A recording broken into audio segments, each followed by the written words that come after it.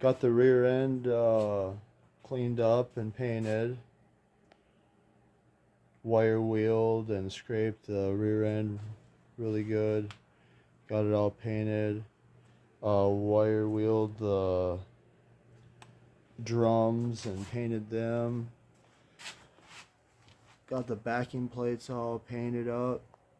Painted the inside where the shoes go with high temp paint. And then uh, there's the shoes and whatnot. But I'm going to get new shoes and clean all my hardware up. I do have a hardware kit over there if I need pieces or whatever. Um, so the deal is this 56 mainline, Ford mainline I'm working on. When I started working on it, it had no motor, transmission, or rear end in it.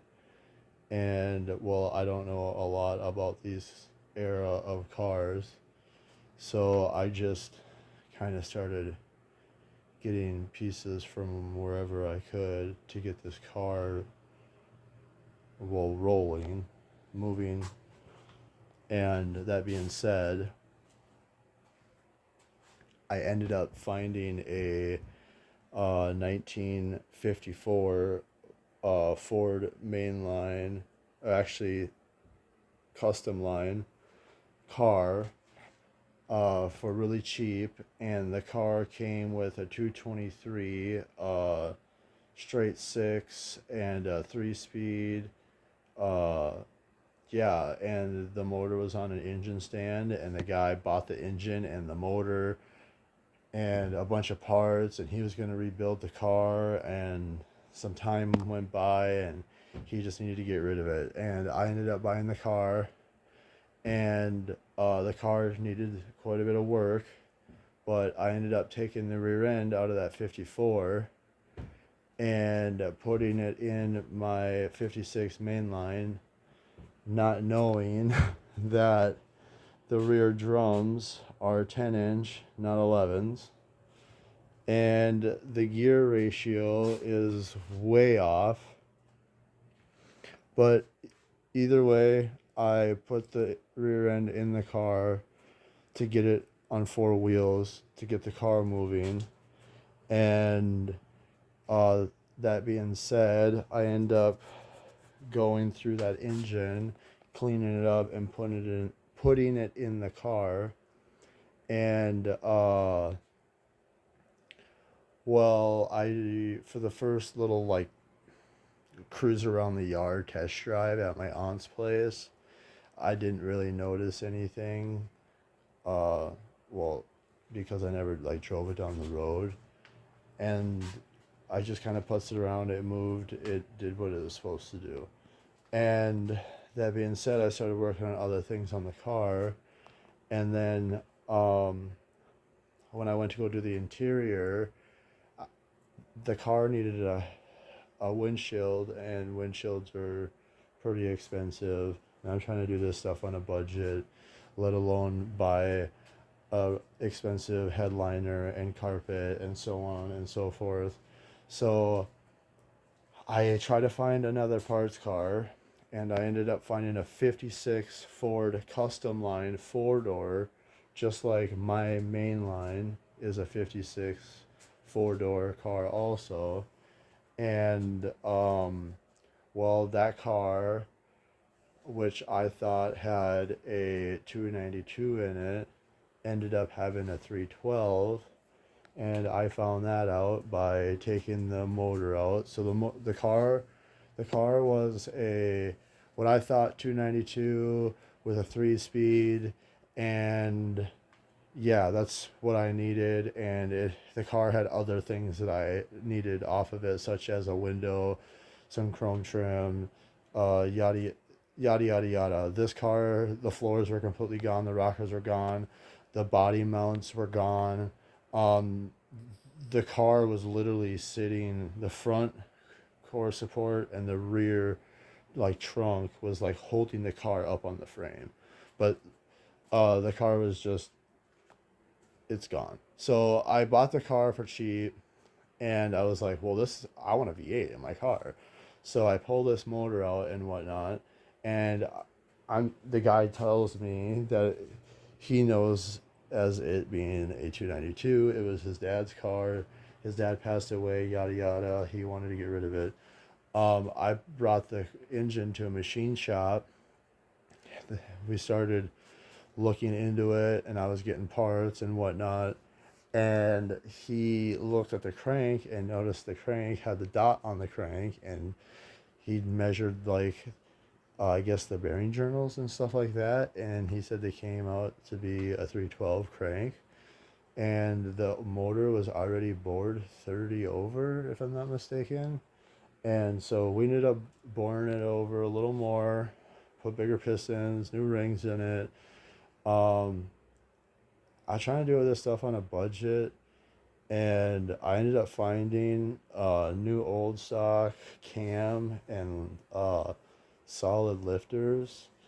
So I went that route. I wish I would have did like an Isky 4 cam or something like a John Mummer cam or something, but it is what it is. I ended up putting that cam in it, stock configuration pretty much. I bought a Top Street Performance 4 barrel intake, and then I put a 600 CFM Holly Street Warrior carb on it.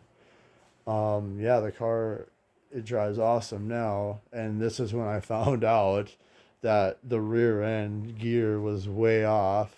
I took it for like the first actual drive just several weeks ago when it was nice here, and at like 3,400 or something like that, I was like 50 miles an hour. And here that rear end's got like a 390 gear ratio or something like that in it. And so I started doing research, and I found that the 56 is supposed to have a 3.78 rear end, and that's what the 56 park car had. So I ended up pulling this one out, and now I completely cleaned it, wire wheeled it, painted it, um, pulled the seals out of it. I got this all tore apart. I ordered seals, so I'm gonna put seals in it. Bearings look really good. But yeah, I'm gonna do that. So I'm gonna put seals in this, put this all back together. I already flushed it out really good. And then I'll put new seal or new fluid in it. The wheel cylinders out of the other rear end and the hard lines are all new. So I'm gonna transfer them over to this rear end, and then I'm gonna have to buy new shoes, and I got a hardware kit, and then I'll get that done. These drums were on the car, and they look really, really nice. Like, I painted the inside with high temp paint because I didn't want to paint them with like paint like this, and then over time the paint flakes off. But yeah, they're decent. They're smooth. But yeah, that's all good. And then so the car. Now back to the car. These are two doors, and the car. This used to be my great grandfather's car, and my understanding he drove it for like 6 to 8 years, and had a heart attack, passed away. My family, my dad's side of the family, they did what they had to do to survive pretty much. Like, okay, you have one car down for this reason, and you have these cars, and then let's say one of them go down, well, you can use a part off that car to keep these cars running, and that's what ended up happening with this mainline. So, uh, my great grandfather passed away, and then they probably drove it for a while, and then started robbing parts off it. Well, then it got parked, and my dad grew up around this car, parked at the family farm out in the cow pasture. And by the time I grew up, the cow pasture The cows were gone, the pasture was still there, but it was grown in with grass. And then yes, there was other cars in the vicinity, but never around the main line. And then till the flood of '97 happened, and when that happened, we ended up shifting a bunch of stuff around, and the main line, ended up getting stacked in the row with other cars, and well, one of the cars ended up floating a little bit and shifted itself up against the main line, and the two doors kind of got messed up. And well, I don't really care for it. I want the car to look decent. Yeah, I would like to keep the patina, but since I can't find two doors that are the same color or the patina, I'm having to match the. I just went to a company and they took a scan tool and put it on the car and took the paint code from it, and I just told them to put a reducer in the paint to knock the sheen down, and the paint's supposed to be Bermuda blue, and this is what it came out to be. So these are I bought these doors from a guy in Valley City, North Dakota, and I ended up stripping them and cleaning them and painting them all myself. The lighting really messes with like the color, but it's not this deep of blue. Uh, yeah, the light doesn't even help. It's a lot lighter blue. But yeah, I painted these doors, and the trunk lid was also messed up. And so on that 56 custom line, I took the trunk lid off that, stripped it, and painted it, which we'll go see here in a second. I'll go walk over to the car. And so yeah, now I kind of want to just strip the rest of the car in a way and shoot it and paint the car. And I'm painting this all with rattle can, by the way. Um, they just call it John's Blue. But I went there and did a. Let's see. Yeah, here's the original one.